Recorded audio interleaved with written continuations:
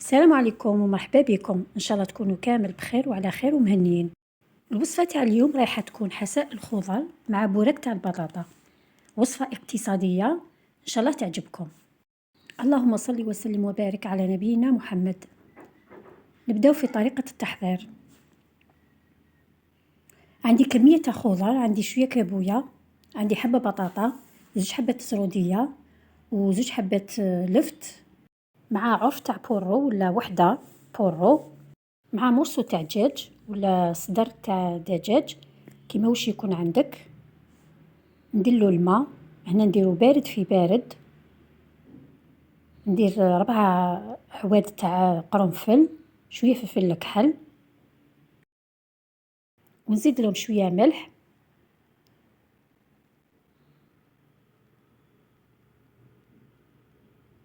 ندير تقريبا 2 مغارف زيت ولا 3،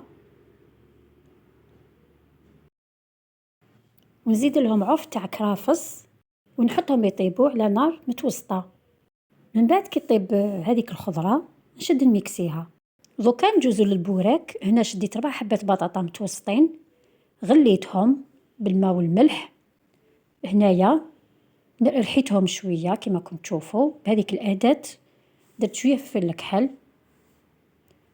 هنا زدت شويه هريسه اللي يحبوا الهريسه.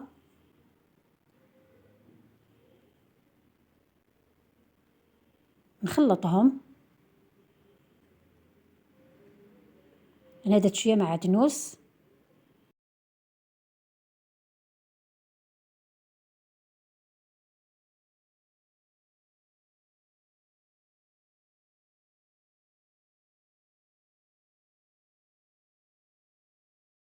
دوكا نشد هذيك البطاطا نحطها بجيه، وندور للبولي عاشي ولا صدر الدجاج. نجيب مقله ندير فيها شويه زيت، تقريبا 3 مغارف تاع زيت. نزيد مغرفه صغيره تاع سمن،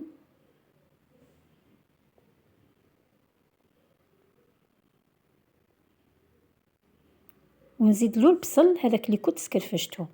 هنايا تقريبا حبه صغيره تاع بصل كنت سكرفشتها.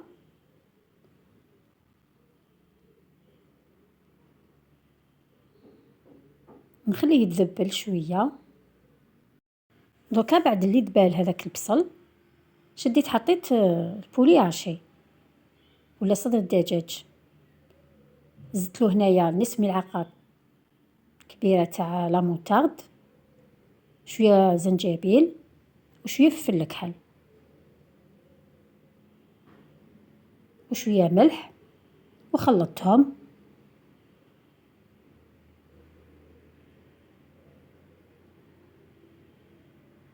مع التالي كامل زدت شويه معدنوس. دوكا هنا نطفي عليه.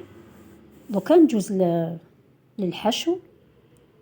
هنا شديت حبه بيض زدتها مع البطاطا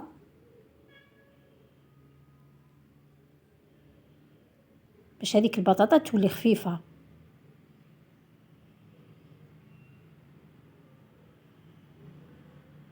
نخلطهم كما كنت تشوفوا بهذا القوام، ما تكونش جاريه بزاف، ما تكونش ناشفه. دوكا نجيب الديول نقسم الورقه على 2،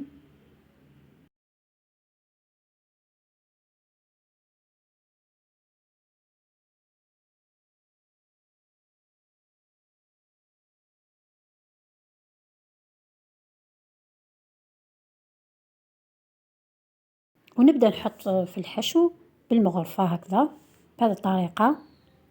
نحاول نديرو على استقامه واحده كما كنت تشوفوا. من بعد نزيد فوقه هذاك الحشو تاع صدر الدجاج كيما نقدروا نزيدوا له حتى الفرماج. وهنا الفرماج تقدري ديريه فوق الحبه تاع البوراك، ولا تزيديه مع الصدر تاع الدجاج، تخلطيه كامل مع الصدر. من بعد تبداي تشكلي في الحبات تاع البوراك تاعك.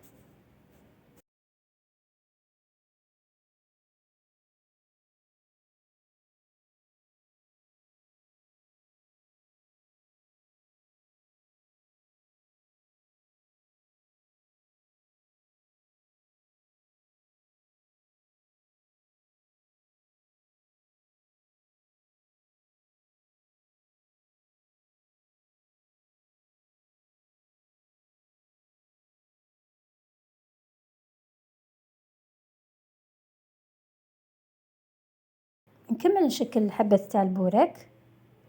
هنا بعد اللي كملت شكلتهم كامل شديت المقله، سخنت الزيت وبديت نقلي فيهم. وهنا دايما البوراك نقليوه على نار متوسطه، ما لازمش تكون نار قويه ولا قليله.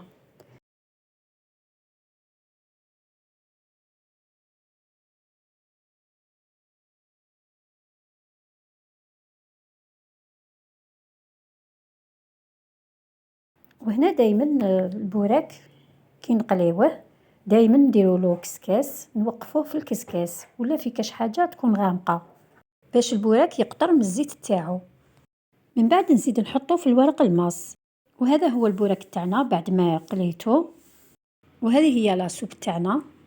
وهنا الا كانت لاصوب تاعك خاثره تقدري تزيدي لها الماء سخون وديريها على حساب القوام اللي تحبيه، تحبي ديريها خفيفه تحبي ديريها ثقيله. مع وصفات اخرى ان شاء الله. السلام عليكم ورحمه الله وبركاته.